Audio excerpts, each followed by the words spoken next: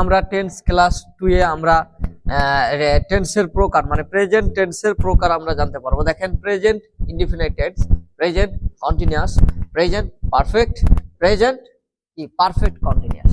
এটা হচ্ছে এই প্রেজেন্ট টেন্সের কি আপনার প্রকার। তো প্রেজেন্ট টেন্সের যে প্রকার সেটা 1 নম্বর প্রকার নিয়ে আমরা আজকে আলোচনা করব। এটা নিয়ে আমি কয়েকটা ভিডিও তৈরি করব যাতে আপনাদের আর প্রেজেন্ট ইনডিফিনিট টেন্স নিয়ে কোনো সমস্যা না থাকে। প্রেজেন্ট ইনডিফিনিট যখন হবে, এই প্রেজেন্ট ইনডিফিনিট যখন হবে তখন কন্টিনিউয়াস অটোমেটিক্যালি হবে। কন্টিনিউয়াস যখন হয়ে যাবে তখন আপনার পারফেক্ট হয়ে যাবে, পারফেক্ট কন্টিনিউয়াস এমনি হয়ে যাবে। এরকম ভাবে আমরা আস্তে আস্তে আমরা শিখবো। দেখেন, আমি সর্বপ্রথম প্রেজেন্ট ইনডিফিনিটটাকে নিয়ে আলোচনা করছি। প্রেজেন্ট ইনডিফিনিট, প্রেজেন্ট কি ইনডিফিনিট। তো প্রেজেন্ট ইনডিফিনিট মানে বর্তমানে কোনো কাজ করা হওয়া বুঝালে কিন্তু প্রেজেন্ট ইনডিফিনিট, আমি যেটা বলেছিলাম। বর্তমানে কি দেখেন, বর্তমানে আমি যাই, যে উদাহরণটা দিয়েছিলাম যে আমি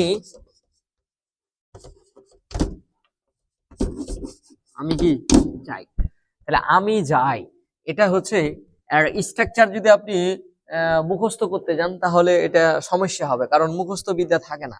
তো আমি আমি আমি ইংরেজিতে কি আই, এটা হচ্ছে সাবজেক্ট, আর গো হচ্ছে যাই।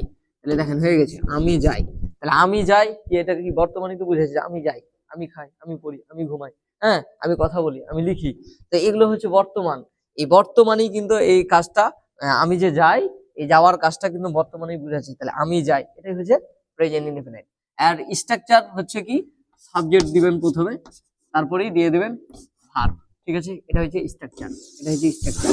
হ্যাঁ, আপনি এটা মনে না রেখে আপনি আমি যাই মানে আমি প্রথমে আই আছে, আই হচ্ছে সাবজেক্ট, আর এটা হচ্ছে কি, এটা হচ্ছে ভার্ব। ঠিক আছে, তাহলে এটা হচ্ছে সাবজেক্ট আর এটা হচ্ছে ভার্ব।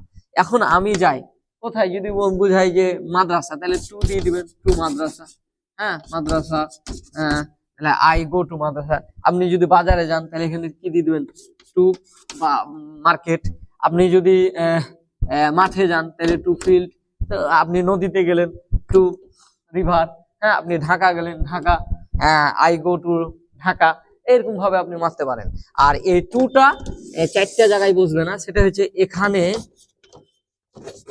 এখানে, হ্যাঁ তারপরে সেখানে, সেখানে এখানে যেহেতু নাই, তাহলে এখানে সেখানে যেখানে বাড়িতে, এখানে সেখানে যেখানে বাড়িতে, এই 4টা জায়গায় খালি টু বসবে না, একটু বাদ দেবে। আর বাকি ক্ষেত্রে আপনি টু বসবেন। যেমন কি, আমি